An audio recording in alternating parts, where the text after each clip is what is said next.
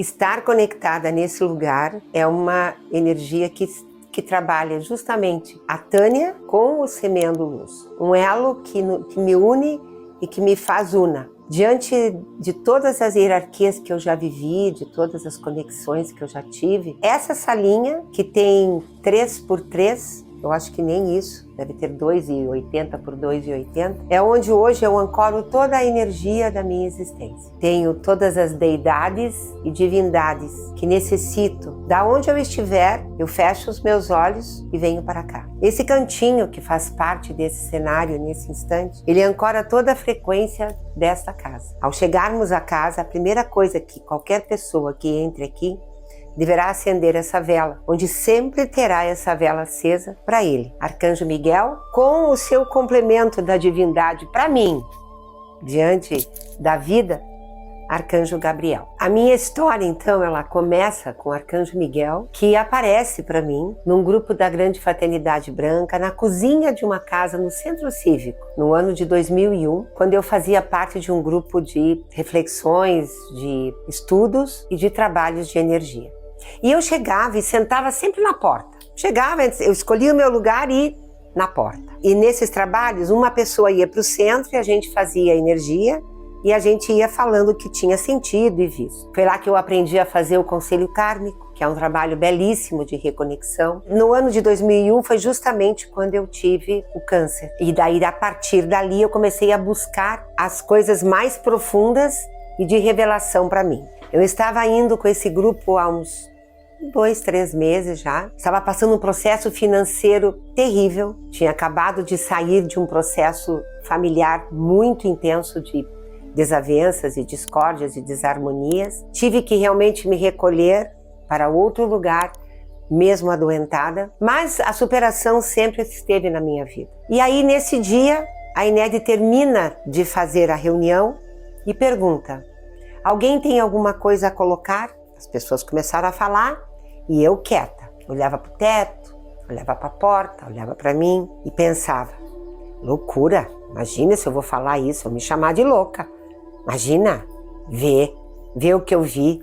Não, isso é coisa da minha cabeça. E aí, estava terminando já, a Inédia olhou para mim e disse: menina, você não vai falar? Não me desafie. Eu sou ótima. Isso é segredo, nem te podia ter contado, né? Porque eu sou 8 de personalidade. Ninguém pode me desafiar, que daí eu já... E aí eu comecei a contar. Arcanjo Miguel aparece para mim, enorme ser na minha frente, com o escudo e a espada flamejante.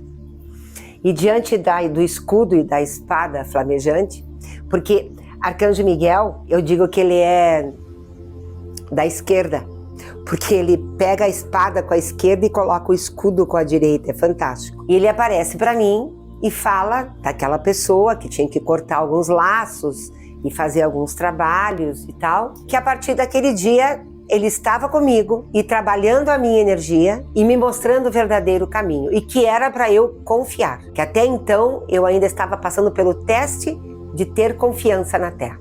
E a partir daquele dia eu passaria a confiar, que ele estava comigo.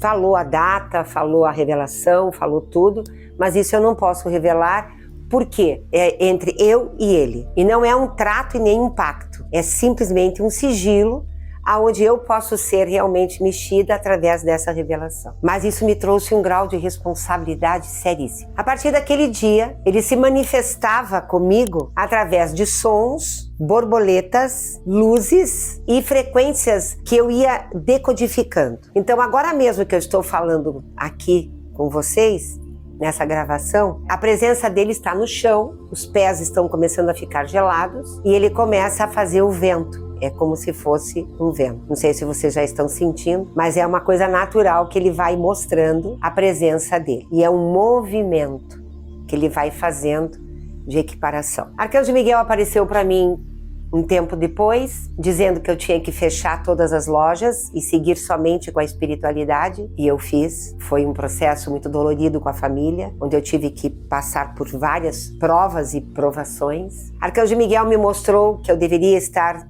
indo para Joinville, me mostrou que eu deveria atender em Xaxim, me mostrou que eu deveria estar em Caxias, sempre no manifesto da palavra confia. Confia. E quando eu cheguei nesta casa, exatamente nessa sala, a senhora estava pintando esta porta, onde durante 12 anos, esta sala foi a minha sala de atendimentos. E esta sala que eu estou falando com vocês, a minha ancoragem, onde eu vivi muito aqui, onde eu ri muito, fui muito feliz, mas também muito choro, muito desespero e muita confiança. Porque eu chego na frente dele e eu me reporto a dizer eu confio. E eu gostaria que toda a humanidade tivesse alguém para sentir essa confiança, para realmente vibrar essa fé, porque é muito bom, porque você não tem medo de nada, mas você tem respeito e limite. Uma pessoa destemida, ela respeita os limites dela e dos outros. Uma pessoa destemida, ela sabe quando ela deve falar e quando ela deve se calar. Uma pessoa destemida, ela sabe exatamente quando ela pode avançar e recuar. Esta é uma pessoa destemida. Não é simplesmente ir atropelando, fazendo e acontecendo. Que Arcanjo Miguel sempre diz: freia, suaviza, se entrega. A minha relação com ele é de divina luz. E eu sei que ele está comigo a todo instante que eu respiro.